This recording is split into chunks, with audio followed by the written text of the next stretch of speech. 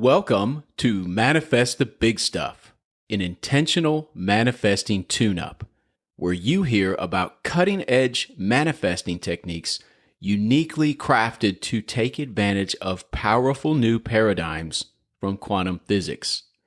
Today's episode is a game changer. You've heard me talk about the importance of following form to manifest your desired version of reality. Following form means learning the best practices and success habits of someone manifesting their reality as you desire, and then making their form your form. Well, if you've ever dreamed of great success in any area of your life, do I have a treat for you today. Today, one of the most successful people you could meet pops the hood and lets us see, up close and personal, all of his best practices and success habits. His name is Ben Breier, the former CEO of Kindred Healthcare, a Fortune 500 company that was recently purchased by LifePoint Healthcare in December 2021. And, of course, Ben is just as stellar a human being as he is a businessman. I wouldn't provide you with anything less than the total package.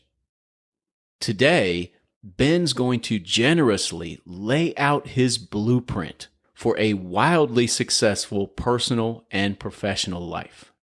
Ben will also reveal how to bring your whole self to new goals after accomplishing your current ones.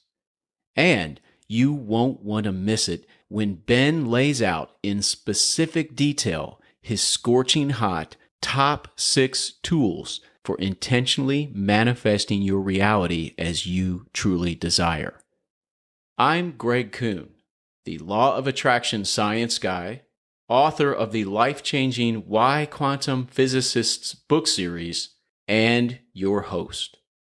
If you've ever wanted to follow the form of someone ultra successful, today's your day. Listen, take notes, and apply yourself. That's exactly what I did. What are we waiting for? Let's get started.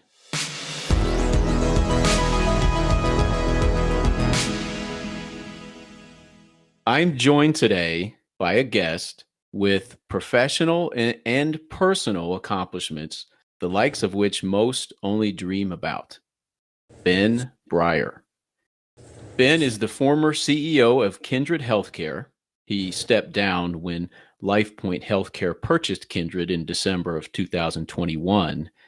He now sits on the board of a global equity firm. Today, Ben and I are going to have a conversation about intentionally disrupting the status quo, the power and the importance of beliefs, and manifesting your reality more in line with your true desires. I couldn't think of a better person to have this conversation with than you, Ben. Would you please say hello?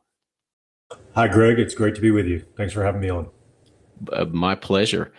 I'm really excited about this conversation because Ben is an incredibly successful person in his professional and his personal life, in a wide array of public-facing endeavors, including writing his first book in 2021, Intentional Disruption: Leadership Lessons in Healthcare, Business, and Beyond.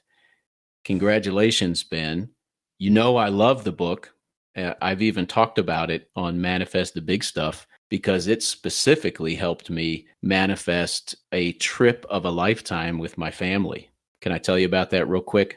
Yeah, please. We were on the flight from London to Edinburgh, myself with my wife and 4 sons. And on that plane ride, I read your advice about how navigating the disruption of international travel as a family is a world-class team building activity. That was just what I needed to hear, just when I needed to hear it. I really appreciated it. What's your experience been as an author so far? It's been good. It's been there are some things that I expected that would be the same. There are some things that have been different. I think the most interesting aspect for a guy who has, tried to be relatively transparent about my life with my teammates and my family is how vulnerable writing a book really makes you feel. I don't think until you go through the experience of actually being an author, coming up with, your own creative content, in my case, based a lot on my experiences in my life, and then you put it out into the ethosphere, right, into the world, and you sit around and wonder what people's reactions are going to be to it, that anybody really understands on the outside what a high wire act it really is. It creates a sense of vulnerability that I have not often felt in my life. Now, the counter to that, Greg, is that I've had so many wonderful conversations, so much great input, so many people that seemingly the book has affected, I hope in a positive way, that it's really been one of the great things in my life. How we measure success in terms of authorship in a book, whether it's sales or impact or whatever, is still a bit nebulous to me. But I would say from start to finish, while it is a very difficult process, I have enjoyed it and appreciated what it has meant to me and to others. I can really appreciate you speaking to the vulnerability part.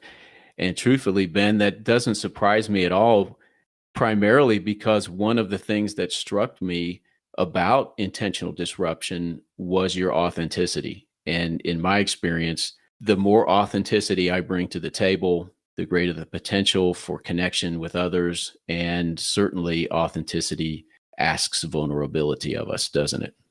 It does, no question about it. Well, I imagine that many listening will want to read Intentional Disruption. I definitely recommend it, especially to intentional manifestors. You'll get a lot of immediately usable ideas and perspectives from it. The best thing for folks to do is simply go to benbreier.com. You're going to find the book and a lot more on benbreier.com. Is that probably the best course of action? Yeah, I think so, Greg. That or directly to Amazon, but either of those, they can find it. Thanks. Great. There's still more I want to share about Ben before we get into our main conversation. I want you to know the kind of person that you're hearing from today. As the CEO of Kindred Healthcare, Ben consistently delivered high wire triumphs with the whole world watching.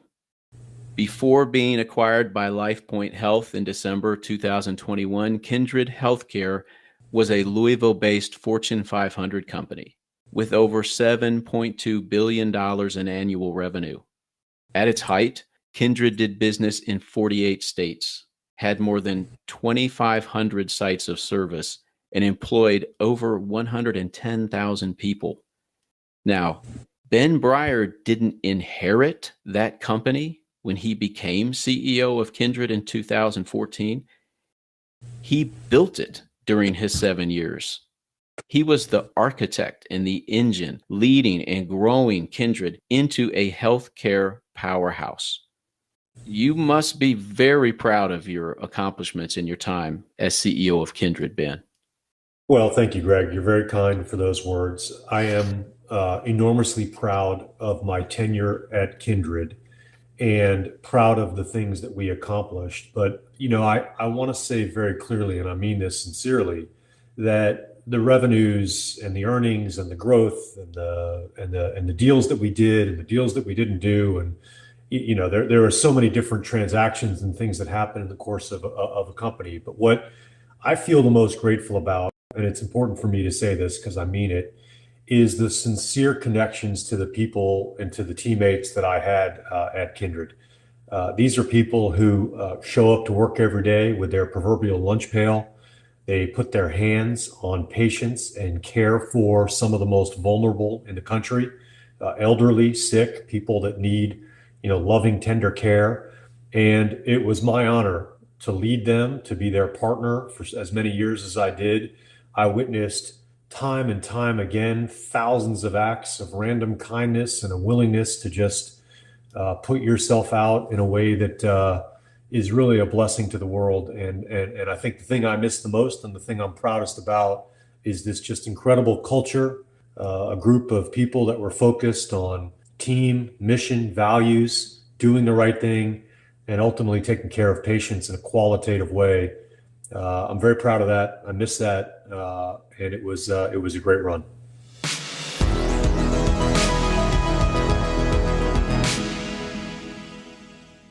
I know one important quality of a great leader is to bring out the best in people.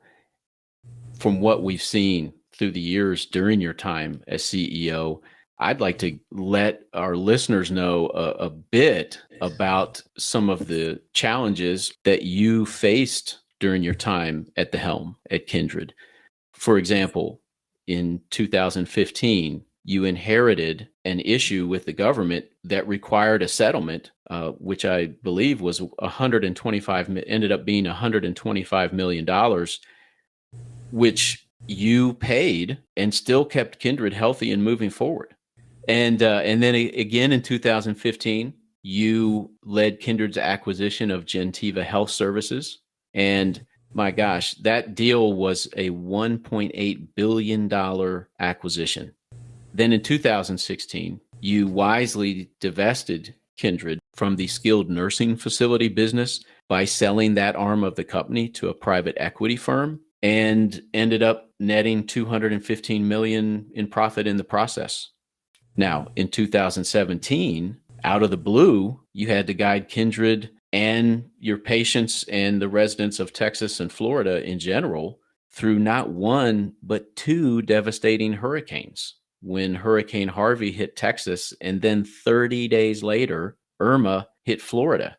And I believe Texas and Florida are the states where Kindred served the most patients. Is that correct? That's right. That's right. And then again in 2018, you took Kindred private. You were able to leverage its acquisition by Humana and two private equity firms to secure payouts over the stock price for Kindred shareholders. And you paid off Kindred's entire outstanding debt load of $3.2 billion. Ben, did you ever take a day off? Well, not really. And then, of course, the last transaction, which happened after I wrote the book, which was I ultimately sold the company, right, to LifePoint. So that took another couple of years of my life. No, I didn't rest much. There was a lot to do. This was a company that, as you mentioned, Greg, in terms of the settlement and all of the deal making that we wound up having to do, was a company that was a great company in terms of the services we provided, the teammates, the culture we had, as I referenced earlier. But to be frank, had a very troubled balance sheet. And when you have a troubled balance sheet and you're a $7 or $8 billion company and you're worried about how to make your payroll, that's a really, really hard place to be. So what you just read off in terms of all of those actions was a series of moves, a series of tactical decisions, many that happened because of hard work, some that happened because of luck, some that happened because we were just resilient enough to stay in the fight, all of which resulted in a successful outcome for all of our teammates, our patients, our shareholders. And at the end of the day, as a CEO, that's all you can hope for. But yeah, it was a busy 7 or 8 years, that's for sure. Ben, before we get into the heart of our conversation, I'd like to briefly share with you my manifesting philosophy. Great. First, each human being is manifesting a unique version of reality by making it apparent to your eyes and your understanding. Your version of reality, it is so unique to you that it wouldn't exist without you. The second part is that there's no opt-out of the first part. Manifesting reality is what every human does. If you didn't manifest your version of reality, there would be no reality for you.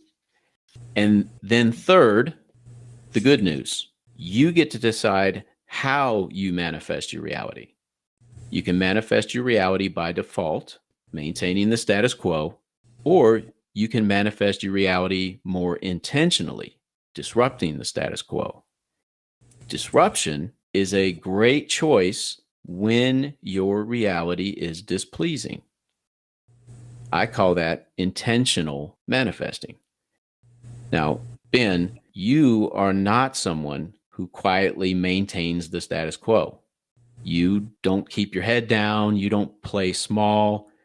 Throughout your life, you have created audacious goals for yourself, and you've done what it takes to manifest them. Where does that come from? Is that innate? Have you always been like that? Well, it's a hard question to answer. It's a good question, Greg. I think the answer is yes, it is innate to some degree. I think there's always this big debate about nature versus nurture, right? In terms of what do you learn versus what's just inside of you. And I suspect at my core, a lot of that fight, a lot of that innate willingness to be in the arena, I probably was born with. But I also think that a lot comes from the way my parents raised me, the experiences I had, the expectations that were put around me in terms of achievement and performance, and the willingness to fight through tough things. So it's probably a combination of both an innate sense of things that I was born with, along with experience teaching you at the end of the day what really works when you're in the fight. Yeah, that makes sense. You're a father, so you're passing along those qualities, those traits, those characteristics, those beliefs. You want to transfer that to the next generation of Briars. Speak to how you might cultivate that type of confidence and drive.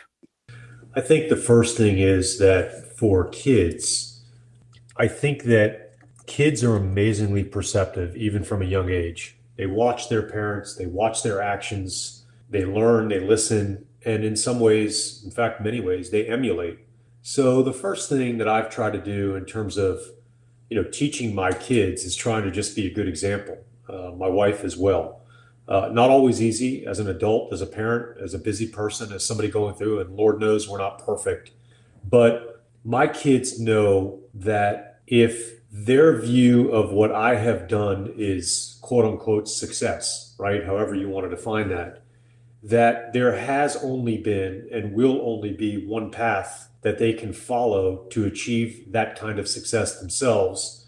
And that is quite simply through hard work, through sure will, and through the ability to, never quit. And so I have tried over the years, mostly because it was just the way I am and it was what was needed to try and achieve the things I wanted to achieve, to just be a good role model and a good example. And again, it certainly doesn't mean that I'm perfect.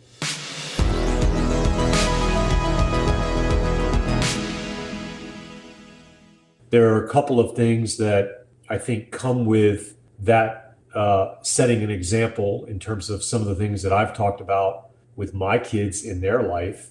Number one, I think a reasonably healthy fear of failure is healthy, actually. I think that wanting to be the best, wanting to achieve, it doesn't mean that you're not going to fail. And it doesn't mean, quite frankly, as we all know, that some of your best lessons will be taught by the things that you're not successful at. It does mean, though, that having some fear of failure is a good self motivator, and they've seen that certainly in me. The second thing I think, Greg, I would say is that I've always tried to explain to my kids, both with experiences that I've had, and as you watch your kids grow up, and let's say they start, they go from, being in daycare to going to, kindergarten and school for the first time, or they go from middle school into high school, or they try out for a new team, or there's always life things that are happening as kids are growing up.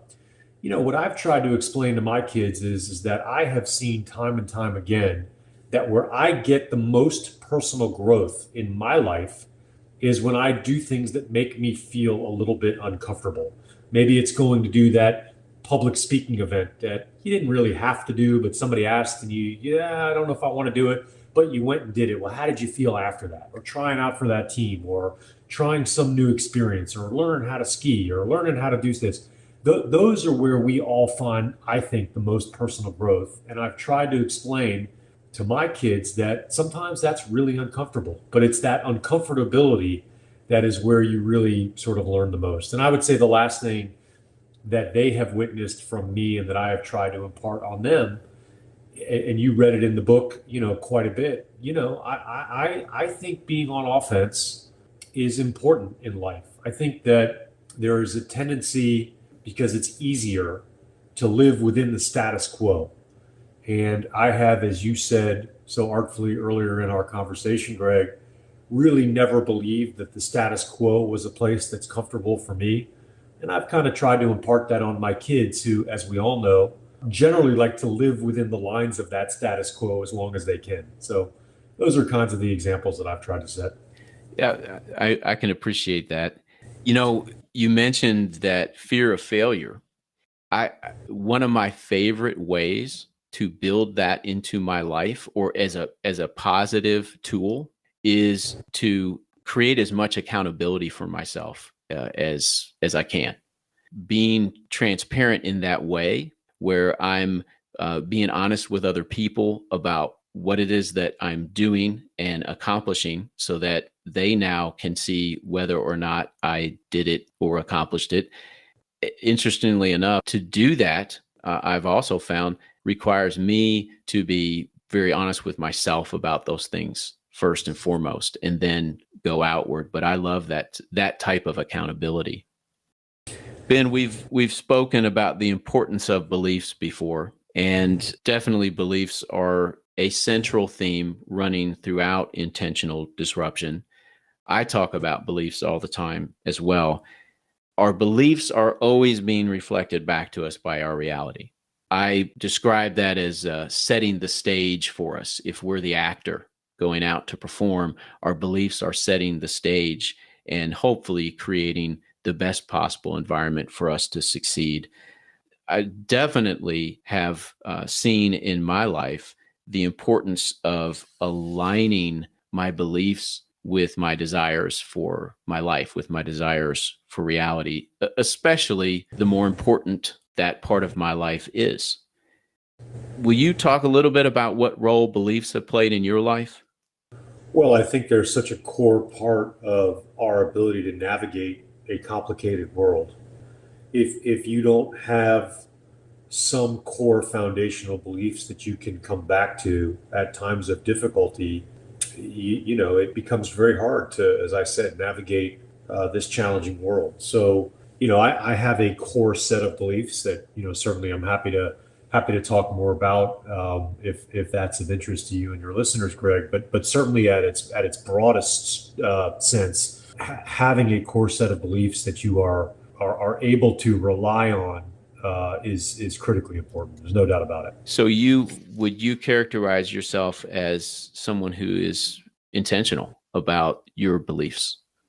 Yeah, I absolutely would categorize myself as that. I think that I often find my center of gravity, my true north, if you will, in my belief system, and that at times when I am navigating challenging situations, whether they be professional or personal, I do try and come back to that center, to that core group of beliefs, and really make sure that I'm being true to myself in that regard. That is absolutely true. One of the things, Ben, that I heard you talk about throughout the book, although I don't remember if you said it explicitly, is how beliefs create the why. And I heard you saying that just now, that especially if the sea gets a little rough, and you have to make it, certainly the types of decisions that you have made throughout your career, to be able to fall back and have those beliefs as a guiding principle and providing the why for those decisions. I think it makes, I heard a cognitive researcher interviewed on NPR a few months ago, and she said that the most difficult emotion for humans to process is regret. And then within the emotion of regret, the most difficult regret to process is the regret of what you didn't do. Hmm. I'm thinking about it as you talk about it out loud. I certainly struggle with processing regret. I think it's very easy to fall back on, well, I don't have any regrets. I lived my life. I did what I could. But that's probably not true for anybody. And certainly, I would agree that processing that the biggest regret are the things that you didn't do is a big part of the way I live my life, which is, as you know, I don't let the grass grow under my feet very often. I like to get after it and really, I'm not going to look back at the end of whatever my time is and say, I slept too much. That's for sure. Well, you're always on the move. Your life is filled with journeys to accomplish. You have set a lot of goals. I'm sure that you currently have goals that you're working toward. You have accomplished a lot as well. What's the importance in that relationship between, setting goals and accomplishing them, and how your beliefs are empowering that lifestyle, and also how your beliefs are being empowered by that lifestyle? Well, look, everything is clearly connected, isn't it, Greg? And the best example I can give to try and connect your question, because it's a big question you asked. There's a lot of different layers that we could unpack there.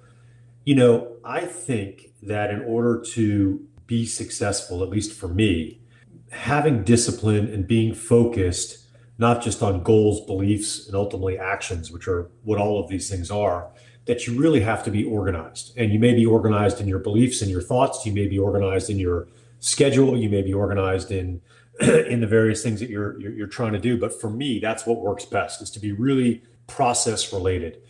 And so I've created a discipline in my life around creating goals that tie into my beliefs that ultimately help me lead to the things that I want to achieve. And that could be as connected as I would like to find a way to spend more time with my family. Okay? Well, I believe you got to have a plan and a process. You need to have a schedule. You need to make it work. You can't just wish these things that they're going to happen overnight, or I want to be successful in business, or I want to go do this, or whatever it is. And so I create a core set of goals. I think about them a lot. I rethink about them. I write them. I rewrite them. I tie them and connect them into my belief system and how I want to go about achieving those things. And at the end of the day, I think more often than not, that's what, ultimately drives me to feel successful in the things that I do.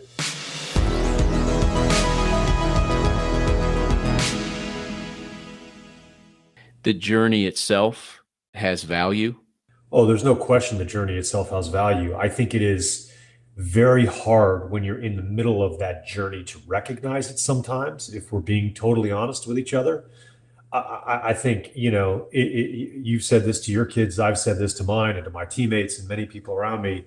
It is the experience that counts. It is the journey. It is being in the arena that matters. Sometimes it's easier to see that after the fact than it is while you're going through it.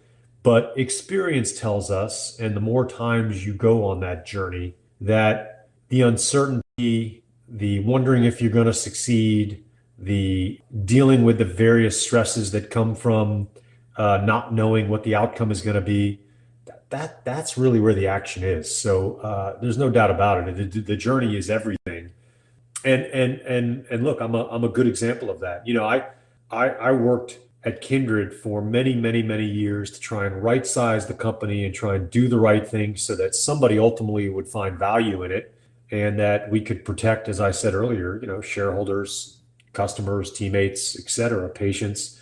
And when it all happened at the end and it was over and I walked out the door and it was this tremendous success, I sort of went, well, I mean, I guess that feels good. I'm glad we got there, but it really was about the journey. It really was about the last 10 years, not getting to this day. No doubt. In fact, the person that you become to accomplish a goal, to achieve something that's important to you, you get to be that person in every part of your life now. You carry that. That's a new you. Yeah, I think that it is wonderful to hold a finished product, and at the same time, we were put here on this earth to take that journey and to not stop taking that journey. I think that's right. Ben, have you encountered anything that didn't come naturally? I mean, that's sort of a silly question. What are the things that you have had to work the hardest? Listen, you sort of asked that question tongue in cheek, and maybe to some degree. There are certainly natural gifts that I was blessed to be born with. But if you really ask me, like, I think everything has come hard. There's nothing in my life that's come easy. And it may look that way from the outside in, but whether it was trying to achieve on the athletic fields and gain the kind of reputation and experience and be viewed as the kind of player I wanted to be viewed at, that came with countless hundreds, thousands of hours sweating outside in the South Florida sun until my hands bled, taking batting practice, working on my craft, trying to find ways to be better and stronger, ultimately leading to some modicum of success. But, I wanted to play in the major leagues. So, I didn't quite get that far. There's always a view from the outside in of what you've achieved and what you've done sort of coming easy. But certainly athletics never came easy to me. I had some natural gifts, but it was only because my expressed will to outwork everybody else that I was able to achieve, even just up to the levels that I was able to achieve to. I never did particularly naturally well in school. School did not come easy to me. I was not a naturally gifted student.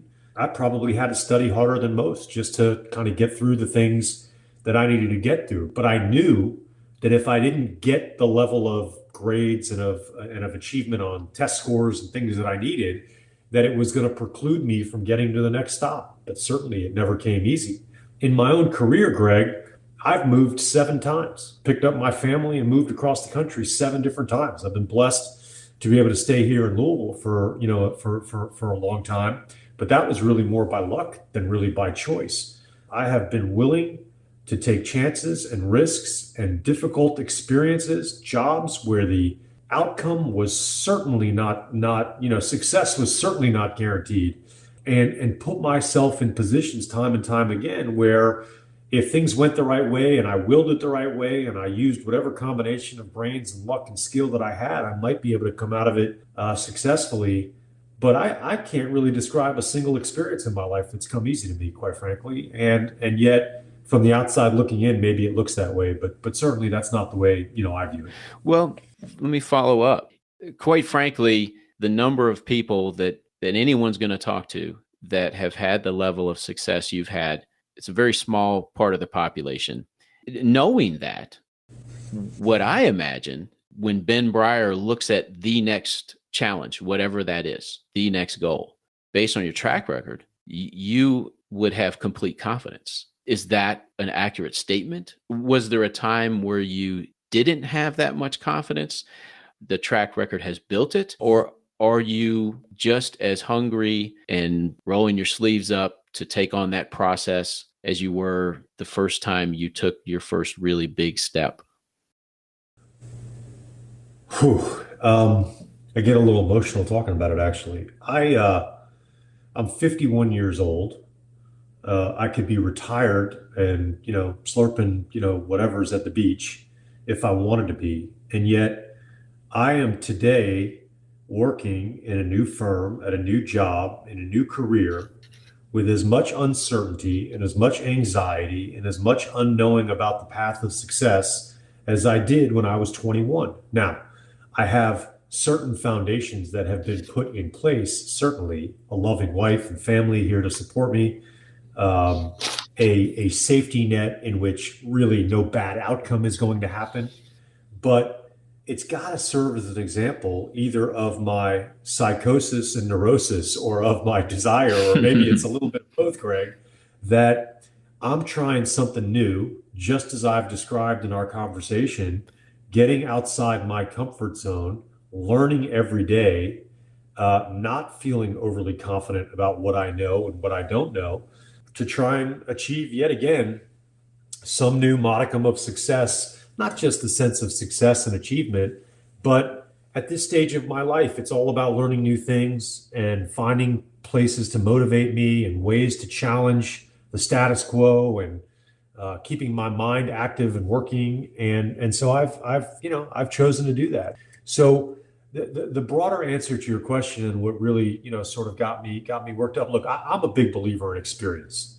I think that you become more competent at managing life as you have experienced and survived challenges that you might not otherwise have done. So certainly at 51, I have a perspective on the world that makes me a lot calmer than I was when I was 25 or whatever it was, sort of getting going. But in terms of my own effort and my own fear of failure and my own ability to put myself outside my comfort zone, I am exactly the same person today as I was 30 years ago.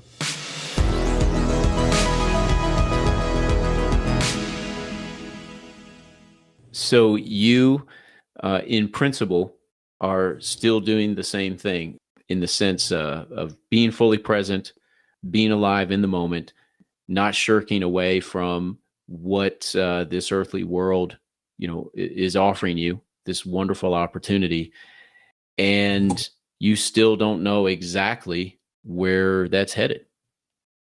That's 100% correct. That's right. So essentially what you're saying is you put your pants on one leg at a time? Yes, I put my pants on one leg at a time. That's absolutely true. Okay, that's a relief to hear. Ben, I know we're starting to run up against your schedule here. I can't let this moment pass without asking you for some specific feedback, suggestions, advice for listeners of this show. Everybody listening today has desires, just as you do and just as I do. We all want to be more successful. We all want to improve our experiences, especially in the most important parts of our lives. We don't often get to hear somebody with your level of accomplishment pop the hood, lay it out for us. And I really appreciate that.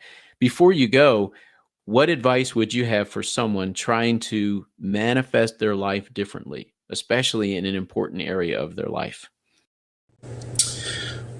Well, I'll give you a couple of key sort of thematic pieces of advice that I think are largely applicable, whether it's in your personal life or your professional life, that I think about a lot. I've talked to my children about a lot. I've talked to my teammates and colleagues about it a lot.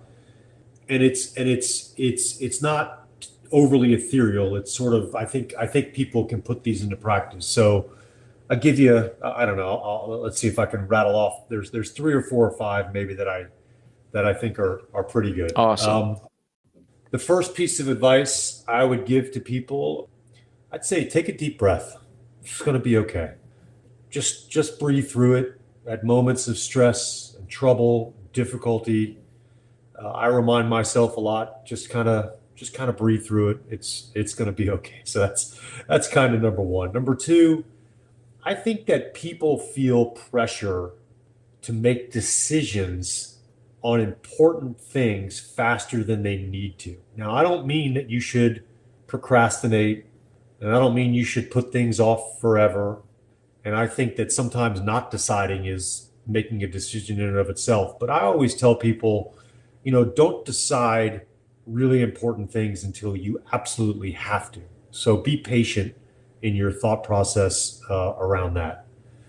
I think people should spend more time focusing on what's right, not just what's easy. Make sure that the path that you are thinking about is the right path, not just the easiest path, I think, to go down. I think if I didn't mention the word resiliency, Greg, I would not have done a good job of talking about what I think is potentially the most important word in 2022, and that's resilient. I think that we are living in an incredibly complicated time. Social media, world events, political disjointment, global pandemics, family issues. I mean, all the things that we're dealing with. And you have got to be willing, when you get knocked down, you've got to be willing to dust yourself off and get back up and keep pushing. You've got to be resilient to survive, I think, in this day and age. Maybe one or two more. I think we've talked a little bit about it, Greg. I think that keeping an eye on one's physical, but also one's mental health. I know it's kind of become a little cliche, but I just encourage everybody, maintaining some level of fitness, physical fitness activity, being mindful of where you are mentally, having an outlet, people to talk to, a place that you can go in a world where you're trying to be resilient, where you're trying to do the right thing, where you're trying to move forward. I just think that's really important. And the last one I'll say is one that I tell my kids and I tell myself, all the time. And I'll sort of leave you with this last bit of advice, and that is that, I hope that your listeners will remember this as much as anything about our talk, that success and how you define success, it is not a straight line. It is a series of failures and successes that are sort of stacked along one's life path and one's career that ultimately lead you to that final goal. But there's a tendency, I think, out there to think, I got to just get from point A to point C, and I don't got to go through point B and go left or right. And life is not a straight line, and you just got to ride out the ups and the downs and keep staying focused on moving the ball forward. And in the end, if you're focused on some of these other things, you'll get there. Wise words.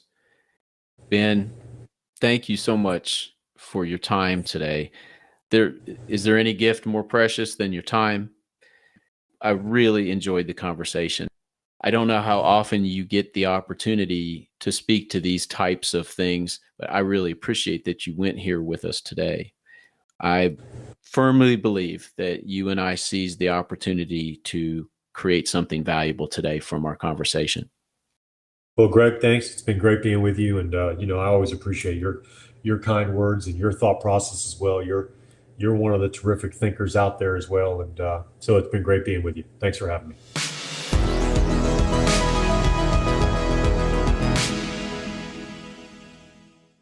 And now, my quantum tip, a brief, powerful takeaway that you can employ right now.